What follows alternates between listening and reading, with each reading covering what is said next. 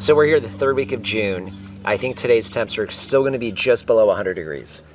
We're almost in July. Now the heat's coming. Next week, pretty much every day is 105. So that's more like what we're used to. Basically no humidity. We're in single digit humidity today. Wow. So, which is hard for people outside of Arizona, I think, sometimes to imagine. But the dew point, I think, is 20 degrees. We're not going to get near that today. There is no moisture in the air.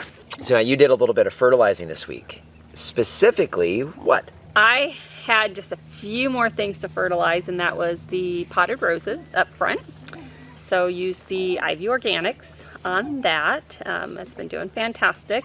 Yeah, actually the Ivy Organic, we tested that for the first time to see. Usually we use a specific fertilizer, but it's doing pretty good. I got a shot of it this morning. It's flowering out beautifully. Yeah. Well, actually, we got 3 of them. One of them's flowering beautifully, and a couple of them are putting on some very, very good actual leaf and branch growth, which we don't normally see this time of year. And then I got the potted apple tree fertilized as well. Oh, that's right. We actually had a couple people ask for an update on the potted apple tree, and that tree is actually doing very good. Yes. We had done some root pruning on it this winter, so pulled it out, and we had some rot down underneath the roots, so I was a little concerned about that. But that thing's been in the pot now for what, 5 years? Yeah. I think 4 or 5 years. And we had really trimmed it. Remember, we went to a single trunk on it this winter as well, so we kind of reshaped the whole thing a little bit. Yeah, so, and that, obviously that's not designed to be in a pot. That's one of Reed's apple trees. You guys have seen our actual apple trees at 2.5 years in the ground. They're, 6, 7, 8 feet wide and, get 5 or 6 feet tall. Yeah. Maybe a little bit taller, and producing a lot of fruit. That guy's still hanging in there.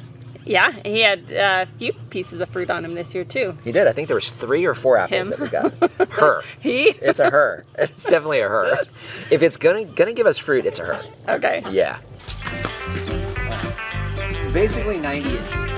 Okay. We want to probably try to center that on 45.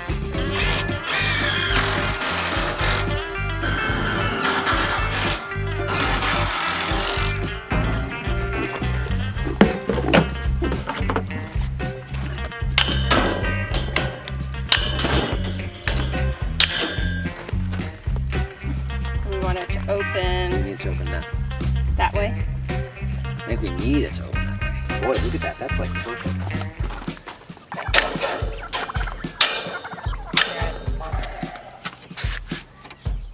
It's gonna be a little longer in the middle, but it doesn't matter, right? So I think it was probably originally 13 and a half.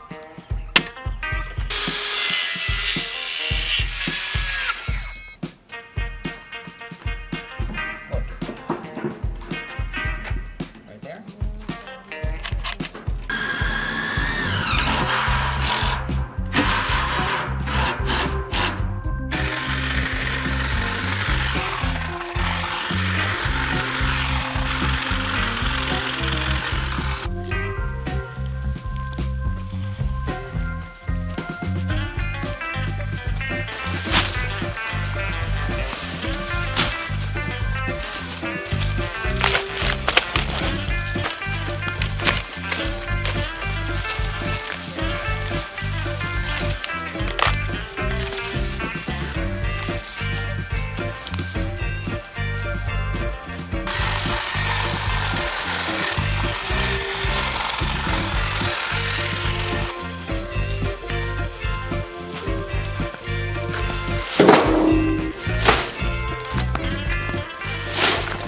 One of the challenges we have here in the desert is when it comes to something that we like to do from a permaculture standpoint called chop and drop.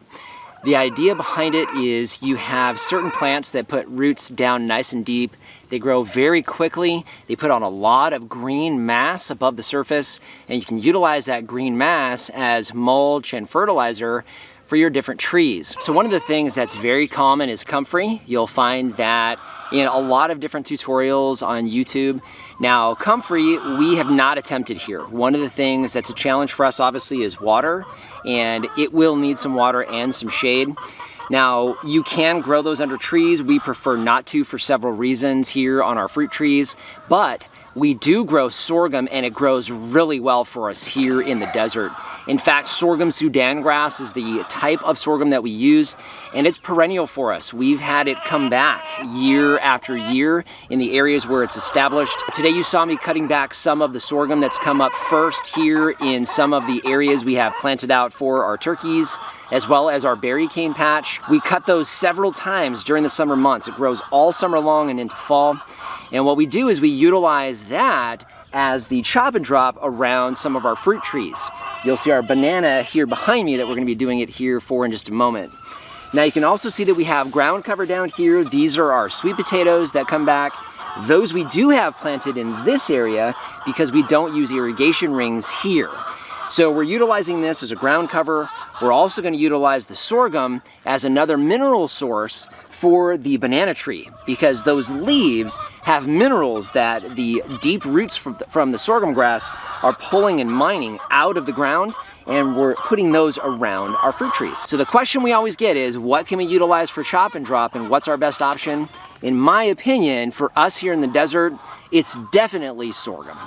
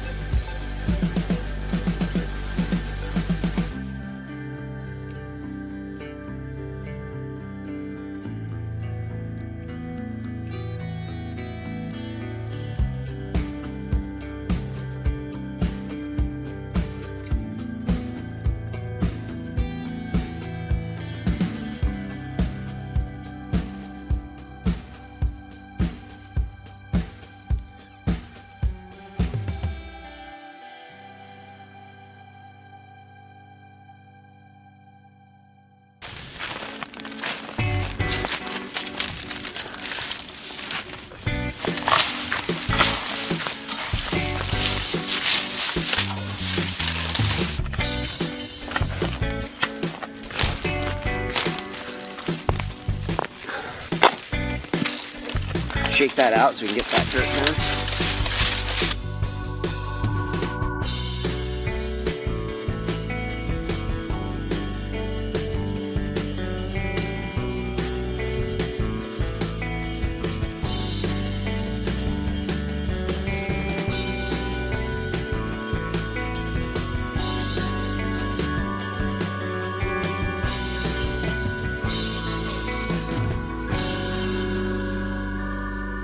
So today you saw us digging up a couple of trees. Now, one of the things we've talked about before here on the farm is, we're very, very busy. We have over 180 fruiting trees, vines, and shrubs. We talk about that all the time.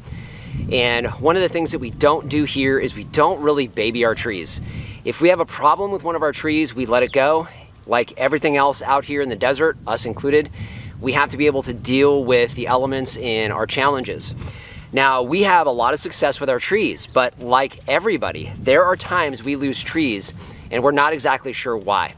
Two different trees you saw us dealing with today. So this was our bay leaf tree. Now, we've had bay leaf growing on this farm and also the old one. The old one, the bay leaf tree, was very successful. When we left, it was probably about 8 feet tall, maybe about 3 or 4 feet wide, just a beautiful tree. This one has been in the ground here for a couple years now, and you can see from the root mass, it was actually doing pretty good. Up until fall of last year, when we started seeing branches randomly dying. So we would cut a couple of those off. You can kind of see that right here. And in an attempt to just basically take the dead wood off and see if it would continue to grow. And at some point in time, it's just decided to give up the ghost. My thought on this one, considering the root growth was decent, first thought was sun exposure. We have our guava trees here right next to it. In the wintertime, this does get some shade.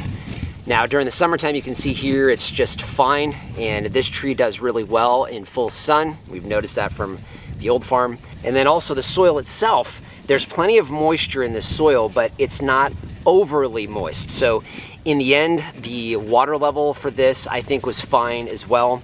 We had this tree on drip irrigation, much like we did the old farm. Now, what we didn't have here is we didn't have amended soil. The old farm, this tree was in a raised bed that we had some amended soil in. So our thought this time around, because of course we're gonna try it again, is to go ahead and amend this soil with a few things. Basically amend this with our garden bed soil that we brought in from Pioneer, which is a 30-30-30 mixture of sand, native soil, and compost. It's completely dead though, so we're gonna mix that with some chicken manure, let that settle over the summer, and also top that with the old goat bedding, which is hay, goat manure, and of course urine. So we're gonna prep this area here and then come back in the fall, build it up, and try this one again. This was our Bear's lime tree. Now, I always start when it comes to citrus is talking about rootstock. We've talked about this before. We like to get our trees from either Reed at RSI Growers when he has them available, or the local nurseries here, just to make sure that they're on an Arizona rootstock. They perform much better. So as we were digging this up, we saw some very, very solid root growth. You can see from where we've cut it here, we had roots going out basically every direction. We had some large roots. This one here has got a diameter of probably about 1.5 inches, maybe 2 inches. We had good solid root growth going down and out. We had to cut a lot of these off in order to get this small tree out. So looking at the roots, I know the roots were actually just fine. Now this tree started having problems last fall as well. You'll see this here, we just cut this branch off today. We had branches that just randomly started dying on us. Starting in the fall, it tried to come back several times. In fact, you can see it's trying to come back now as well. However, as you can see from the tree behind me here, that's our Meyer lemon tree. It's about 16 feet from this tree, same irrigation, same soil. We have the same fertilizing. Everything's the same. The rootstock itself was the same, but this tree was struggling. We noticed this with the Bear's lime tree on our old farm as well. It would have branches die like this randomly. And as much as I think this might be okay, the fact that we're going on 2+ years in the ground with no production and it's still losing branches like this one just died about a week ago, we are gonna go ahead and start over with this one. And I think what we'll probably do is try a different actual variety of lime to see if maybe that was part of it. I'm really not exactly sure on this one, but again, we're not getting production. Everything on this farm, like us, has to be productive, and this tree wasn't cutting it, so out it came. This morning we got up and it was in the 60s.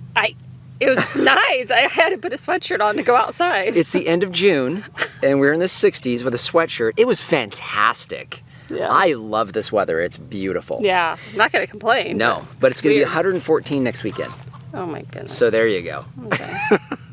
You know, we got those 2 trees pulled. It was disappointing to have them die, but in the end, it happens.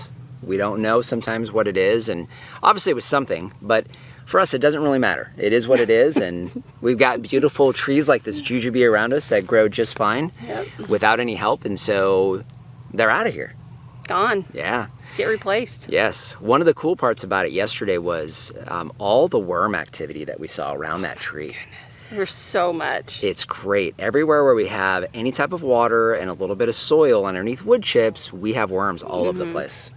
It's fantastic. I mean, those little guys are doing that work of fertilization for us all the time. Then we had to fix one of our jujube trees, and that's our Shanxi Li. It was leaning over just a little bit. It's really young, but it's already got a tremendous amount of fruit on there. These trees are incredible when it comes to how much they fruit. Yeah, they are. And they're beautiful trees. Really cool. Yeah, so they work really good for us. Pretty cool to see that. Yeah. So just want to thank you for joining us today. If you haven't done so already, subscribe to the channel. We cover a lot of things here on this newly established functioning farm here in the Arizona desert, and would love to see you on a regular basis. If you have any questions or comments, those go in the comment section down below. And our Amazon shop, I'll leave a link down in the description. That is a free, painless way to help support the channel. If you start with the link down below, it doesn't matter what you buy, you help to support us here. So just want to thank you for joining us today and remind you, if we can farm on the edge of nowhere, so can you. All right, let's go get to work, sweetheart. Oh, thank you. Yes. So redneck there. It's okay. Winston, you are such a whiner. What is it, buddy? He's like whining Winston. He's whining Winston. Supposed to be his initials, WW, whining Winston. Your butt's right in the camera. Oh, you have the camera on? That is the thumbnail. No, it's not. Do I? Oh yeah. And it's all dirty too from sitting down. You got your dirty butt on camera. It looks kind of brown. It used to be blonde. How is it that your hair, you go from perfectly blonde to brown hair? I have no idea. I guess with age, your hair changes colors. I don't know. I'm not sure. Normally when you age, doesn't your hair get lighter, like gray? I know, and I have like 2 gray hairs. So what are you, like Benjamin and Button? I don't know. It's weird. My hair's gotten darker and darker over the years. Yeah, you're just getting younger and younger. Yeah. Okay. All right.